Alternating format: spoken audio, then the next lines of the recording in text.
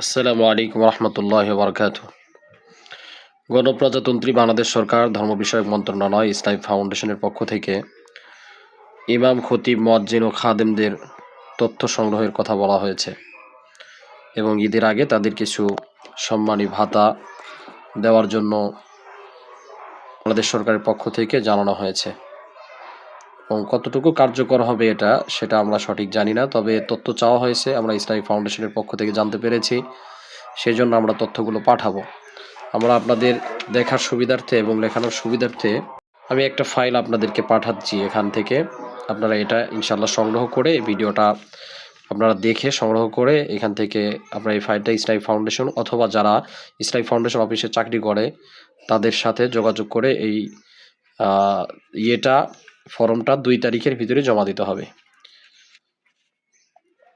অথবা যারা আপনাদের এলাকার মডেল মসজিদের সাথে সম্পৃক্ত আছে তাদের সাথে যোগাযোগ করেও দিতে পারবেন এবং শানে সাহাবা খতিব ফাউন্ডেশনের সাথে যারা সম্পৃক্ত আছে তাদের সাথেও আপনারা যোগাযোগ করে এই ফাইলটি দিতে পারবেন, ফর্মটি। এখানে আপনারা একটু খেয়াল করে দেখেন, 1 নম্বরে আপনার এখানে প্রথমত আপনার দেখতে হবে আপনার এখানে বগুড়া জেলা, যার যার জেলা এখানে আপনি শেষে জেলার নাম লিখবেন। তারপরে নিজ জেলার ভিতরে আপনার এখানে থানা, এখানে থানার নাম লিখবেন। তারপরে এখানে এসে ইউনিয়নের নাম অথবা পৌরসভার নাম, যার যার এখানে ইউনিয়ন হোক পৌরসভা হোক যার যার এখানে নাম লিখবেন। এখানে মসজিদের নাম লিখবেন, মসজিদের নাম লিখে পুরো ঠিকানাটা, মসজিদ কোথায় আপনার এই মসজিদের নাম ঠিকানা এখানে জমা দিবেন। তারপরে এখানে আপনাদের মসজিদের মোট জনবলের সংখ্যা কতজন, কয়জন খতিব, কয়জন ইমাম, কয়জন মুয়াজ্জিন, খাদেম। যেমন আমাদের মসজিদে 1 জন খাদেম, 1 জন ইমাম, 1 জন মুয়াজ্জিন, 2 জন খাদেম রয়েছে, এখানে আমরা 2 জন লিখব। মসজিদের ধরন এখানে জামে মসজিদ না পাঞ্জেগানা মসজিদ, এখানে এটা লিখে দিবেন জামে মসজিদ, এখানে আমাদের মসজিদটা জামে মসজিদ এই জন্য লিখবেন। তারপরে এখানে খতিবের নাম, মোবাইল, এনআইডি নাম্বার, তারপরে খতিবের স্থায়ী ঠিকানা, আপনি একটু ভোটার আইডি কার্ড বের করে এখানে সব কিছু দিয়ে দিবেন। অন্য কোনো পেশায় যদি থাকে তাহলে সেটা লিখতে হবে, যদি সে কোনো মাদ্রাসার দায়িত্বে থাকে অথবা মাদ্রাসার শিক্ষকতা করে অথবা যদি তার কোনো অন্য কোনো পেশা থাকে তাহলে এটা লিখে দিবেন। তারপরে এটা লিখবেন হলো সরকারি কোনো কোষাগার থেকে যদি কোনো বেতন পায়, যদি সরকারি কোনো চাকরি করে সেক্ষেত্রে এখানে লিখতে হবে হ্যাঁ, কোথায় চাকরি করে সেটা লিখবেন।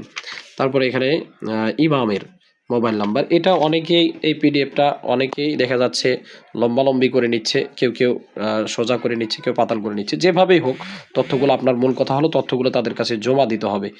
তথ্যগুলো যদি আপনি জমা দেন এটা, আর শেষে এসে এখানে আপনার সেক্রেটারি এবং সভাপতির সিল স্বাক্ষর সহ এটা জমা দিবেন। যদি সিল স্বাক্ষর নাও থাকে আপাতত স্বাক্ষর সহ এটা আপনারা জমা দিবেন। এই হলো মূল কথা। 2 তারিখের ভিতরে এটা ইসলামী ফাউন্ডেশন অফিসের ভিতরে জমা দিতে হবে। পাওয়া না পাওয়ার বিষয় এটা সরকারের পক্ষ থেকে যেহেতু বলা হয়েছে এবং কতজনকে দিবে সে তথ্য বলা হয় নাই। এজন্য আপনারা সবাই ইনশাআল্লাহ এই বিষয়টা আশা করি পূরণ করে সবাইকে সহযোগিতা করবেন। আমি আমার কমেন্ট বক্সের আমি বগুড়া জেলার একটা নমুনা ফর্ম আপনাদেরকে দিয়ে দিচ্ছি। এখান থেকে আপনারা এটা পিডিএফ আকারে নিতে পারবেন অথবা হোয়াটসঅ্যাপে যোগাযোগ করে পিডিএফ আকারেও নিতে পারবেন, হোয়াটসঅ্যাপ আকারে নিতে পারবেন। যোগাযোগ করে নিয়ে এটা ফর্ম পূরণ করে 2 তারিখের ভিতরে ইসলামী ফাউন্ডেশন অথবা উপজেলা মডেল মসজিদের যে ফাউন্ডেশন অফিস আছে এখানে জমা দিবেন। অথবা ইসলামী ফাউন্ডেশনের যে সমস্ত ইমামেরা চাকরি করেন, ইসলামী ফাউন্ডেশনের মাদ্রাসাগুলোতে চাকরি করেন, তাদের কাছে জমা দিলেও তারা এটা পৌঁছে দেবে ইনশাআল্লাহ। আসসালামু আলাইকুম রহমতুল্লাহ।